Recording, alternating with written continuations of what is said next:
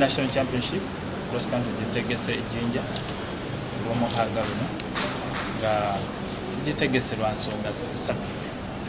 Esooka kulaba nti tufuna bani abasinze bannaabwe mu ggwanga competition eyo ya cross country. Kyokubiri tugenda kulonda ttiimu genda okutukiikirira mu Cameroon nga mpaka za Africa za mulundi gwa kuna.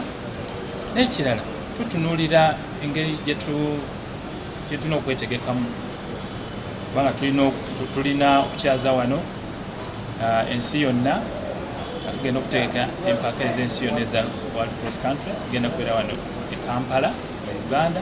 So empaka zino zonna nga bwe muziraba zikwataganye ate ziyamba Uganda kwetegeka obulungi. Ekyenjawulo mu mpaka zino kiri nti emabegako eri waliwo